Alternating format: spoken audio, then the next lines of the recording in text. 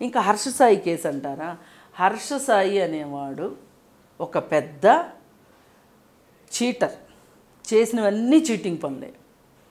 ఇప్పుడు ఆపోజిట్లో కేసు పెట్టిన ఆవిడ కూడా తక్కువ ఆమె కాదు. అందుకే వీళ్ళిద్దరూ ఇంత బాగా పండింది వ్యవహారం. వాడు నేను సాయం చేస్తున్నాననే పేరుతోటి ఒక ప్రచారం చేసుకుని ఒక ఇన్ఫ్లుయెన్సర్గా అవతారం ఎత్తాడు, ఒక బాబాలాగా. అవతారం ఎత్తిన తర్వాత ఊరుకుంటారా మరి? వాళ్ళు ఎవరో అడ్వర్టైజ్మెంట్ ఇమ్మని అడిగారు. అది ఏమి అడ్వర్టైజ్మెంటు? దీనివల్ల సమాజానికి మంచి జరుగుతుందా, చెడు జరుగుతుందా, నా ఒక్కడికే లాభమా, సమాజానికి కూడా లాభమా అనే ఇంత ఇంగిత జ్ఞానం పనిచేయాలి కదా. అసలు మామూలుగా నువ్వేంటి దిక్కుమొక్కు లేని వాళ్ళకి సహాయాలు చేస్తున్నావు, వీడియోలు తీసి సోషల్ మీడియాలో పెడుతున్నావు. అయితే ఇప్పుడు నువ్వు ఇచ్చిన ఈ ఆన్లైన్ బెట్టింగ్ యాప్లకి అడ్వర్టైజ్మెంట్ ఇచ్చినందువల్ల చాలామంది ప్రాణాలు కోల్పోతున్నారు, చాలామంది ఆర్థికంగా గొల్లైపోతున్నారు, ఒక రకంగా పిచ్చోళ్ళు అయిపోతున్నారు కొంతమంది. ఇప్పుడు ఇలా జరిగిన కుటుంబాలకు కూడా సాయం చేద్దాం అనుకుంటున్నావా నువ్వు? ఈ వెనకుండే వాళ్ళు మాస్కులు పెట్టుకొని ఉంటారు, గమనించారు మీరు? వీడియోస్ కూడా చూసి ఉంటారు. ఎందుకు మాస్కులు పెట్టి అంత సహాయం చేసే ముందు మాస్కులు పెట్టే వాళ్ళందరికీ ఓన్లీ అష్టసాయి ఒక్కడే కనిపిస్తూ ఉంటాడు. అష్టసాయి మైండ్ సెట్ ఏంటి అని మీరేం చెప్తారు? ఎవరో ఒకరిద్దరు నేను చూశాను సోషల్ మీడియాలో తన గురించి మాట్లాడటం కూడా. సో వీళ్ళ మైండ్ సెట్ ఇలా ఉంటుంది. అదే ఇప్పుడు సహాయం అనేది ఎలా ఉండాలంటే, పాత రోజుల్లో చెప్పేవాళ్ళు గుర్తుందా? కుడి చేతితో చేస్తే ఎడం చేతికి కూడా తెలియకూడదు అని చెప్పేవాళ్ళు. పైగా ఇతను సహాయం చేసేటప్పుడు చాలా చాలా కించపరిచేటట్లు మాట్లాడిస్తాడు. మీరు అది గమనించండి ఒకసారి. అంటే వాళ్ళకున్న లేమితనాన్ని గుర్తు చేస్తూ ఇస్తాడు, ఎగతాళి చేస్తూ ఇస్తాడు. ఇంకొక అమ్మాయి శ్రీదేవి అనే అమ్మాయి కూడా ఇదే పని చేస్తూ ఉంటుంది. ఇక్కడ చూసాను 300 ఇస్తూ ఉంటుంది. నూనె ప్యాకెట్లు, బియ్యం సంచులు అవి ఇస్తూ ఉంటుంది. అంటే వీళ్ళకి సోషల్ మీడియా మీద వచ్చే ఇన్కమ్మే అక్కడ ఇస్తూ ఉంటారు అనుకోవచ్చు కదా. వీళ్ళు ప్రచారం చేసుకోవడం తప్పేంటి అందులో? కానీ అవతల వాళ్ళని కొంచెం గౌరవించాలి. ఇప్పుడు మీరు నన్ను ఇంటర్వ్యూ అడుగుతున్నారండి, మీకు నచ్చిన ప్రశ్నలు మీరు అడిగి నన్ను ఇబ్బంది పెట్టేటట్లు, నేను ఇబ్బంది పెట్టేటట్లు మిమ్మల్ని మాట్లాడాను అనుకోండి, ఏమన్నా ఉపయోగం ఉంటుందా?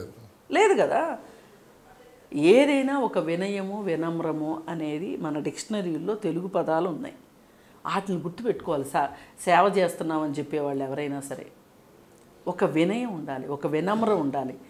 అది లేకుండా రెండో వాళ్ళని నా పైన ఆధారపడ్డారు వీళ్ళు అని చూపించుకోవాలనే తహతహ ఉంది చూసారా, అది ఒక పెద్ద మానసికమైన జబ్బు. ఆ జబ్బులో ఉన్నాడు ఈ హర్ష. చూసేవాళ్ళది కూడా తప్పే కదా. ఏది చూసేవాళ్ళది? వీడియోస్ చూసేవాళ్ళది కూడా తప్పే కదా.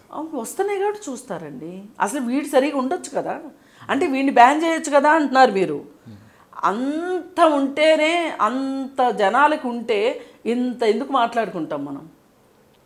పైగా ఒక అమ్మాయి విషయంలో వీడు సినిమాకు పెట్టుబడి పెట్టించి, ఆ అమ్మాయి ఏమో వీడితో స్నేహం కోసం, వీడేమో ఆ అమ్మాయితో సినిమా తీయించుకోవటం కోసం ఇద్దరు ఒకరినొకరు మోసం చేసుకున్నారు. ఇక ఆ మోసాన్ని భరించలేని స్థాయి వచ్చేసరికి పోలీస్ స్టేషన్లో తేలింది ఈ కేసు, పబ్లిక్లోకి వచ్చింది.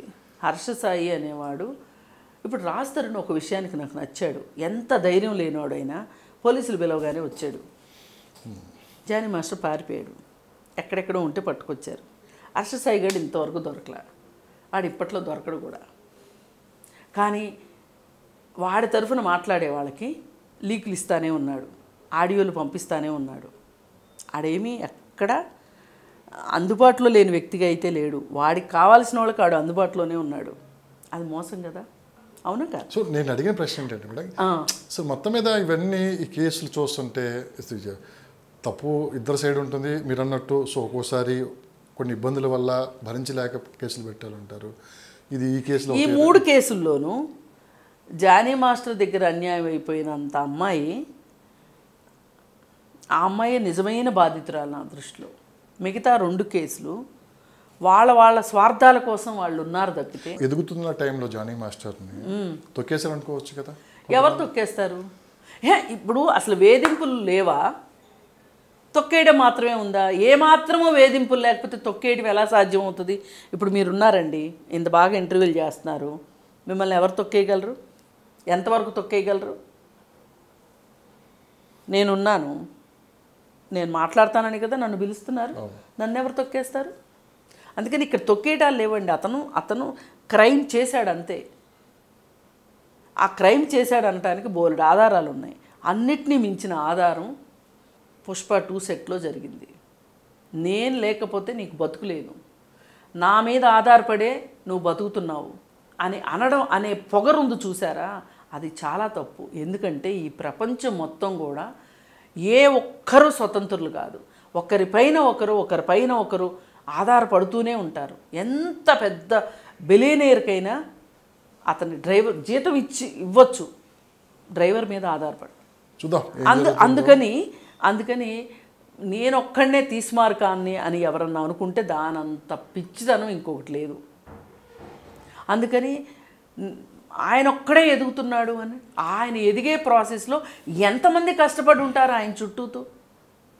మరి అందరికీ రాలేదే, ఆయనకొక్కడికే వచ్చింది. కాకపోతే ఆయన లీడర్ కాబట్టి వచ్చింది, యూనియన్ లీడర్ కాబట్టి ఇంకాస్త ఎక్కువైంది. యూనియన్ లీడర్ కాబట్టే నేను తలుచుకుంటే మీకు బతుకులు లేకుండా చేయగలనని చిటికలేసి మాట్లాడగలిగిన ఇది వచ్చింది.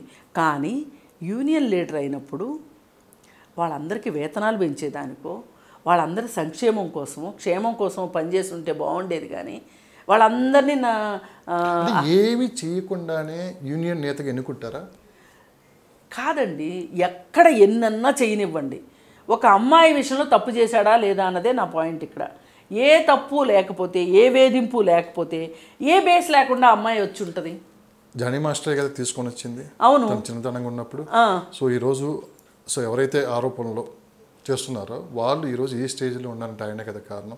సరే, అక్కడ ఏం జరిగింది అనేది ఇప్పుడు మీకు తెలియాల్సిన అవసరం లేదు, నాకు తెలియాల్సిన అవసరం లేదు. కోర్టుకైతే తెలియాలిగా, అది కోర్టు పరిధిలో ఉంటుంది. అవును, కోర్టు పరిధిలో. ఎందుకు ఇంత పెద్ద ఎత్తున ఇప్పుడు ఒక సైడే తప్పు చూపిస్తున్నారని నా ప్రశ్న. ఒక సైడే. ఇప్పుడు ఆ అమ్మాయి నిస్సహాయురాలు కాబట్టి, ఆ అమ్మాయి చిన్నపిల్ల కాబట్టి, ఆ అమ్మాయికి అతనికి 20 ఏళ్ల వయసు తేడా ఉంది కాబట్టి ఆ రోజు ఎందుకు కేసు పెట్టలేదంటే, ఆ రోజు ఎలా తెలుస్తుందండి? ఇప్పుడు మీరు ఉన్నారండి, ఇప్పుడు చిన్న ఎలిమెంటరీ స్కూల్లో మీరు స్కూల్కి వెళ్తున్నారు, మాస్టర్ మీద ఏదైనా కోపం వచ్చింది, మీకు ఎదురు తిరిగి మాట్లాడగలుగుతారా? అదే హై స్కూల్లో అయితే కనీసం సీరియస్గా చూస్తారు. కాలేజ్ లెవెల్కి వస్తే ఏంటి సార్ ఇట్లా అంటారు నన్ను అనగలిగే ధైర్యం వస్తా రాదా మీకు? అదే పరిస్థితి అమ్మాయిది.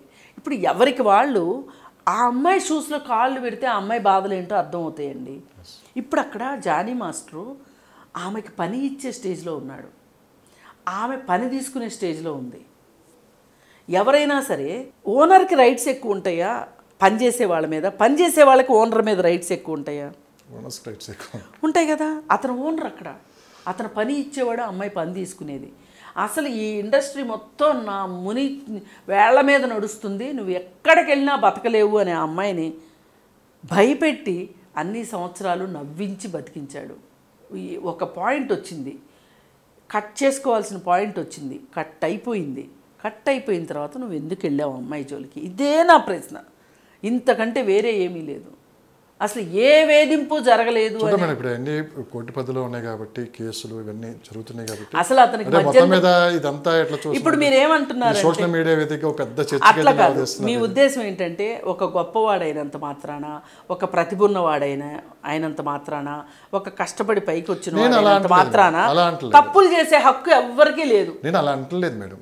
తప్పు జరిగిందా ఉప్పు జరిగిందా అనేది అది విచారంలో తేలుతుంది. మాకు తీసుకునే సోషల్ మీడియాలో రకరకాల వార్తలు స్ప్రెడ్ అవుతున్నాయి. ఒకటండి, ఏ మాత్రం ఆధారాలు లేకుండా ఎఫ్ఐఆర్ చేయరండి. ఎప్పుడు చేస్తారు అంటే వ్యవస్థలు మేనేజ్ చేయగలిగిన వాళ్ళు చేస్తారు. ఆ అమ్మాయి అంత మేనేజ్ చేయగలదా? ఇప్పుడు మొన్న జత్వానీ కేసు ఉంది, జత్వానీ కేసులో ఎంతమంది ఇన్వాల్వ్ అయితే కేసు అంత దూరం వెళ్ళింది. మనం దాన్ని అది తప్పని మాట్లాడుతున్నాం, ఇక్కడ మాట్లాడలేకపోతున్నాం. ఏంటి అంటే ఇక్కడ పెద్ద మాస్టరు, జానీ మాస్టరు అని ఆలోచిస్తున్నాం.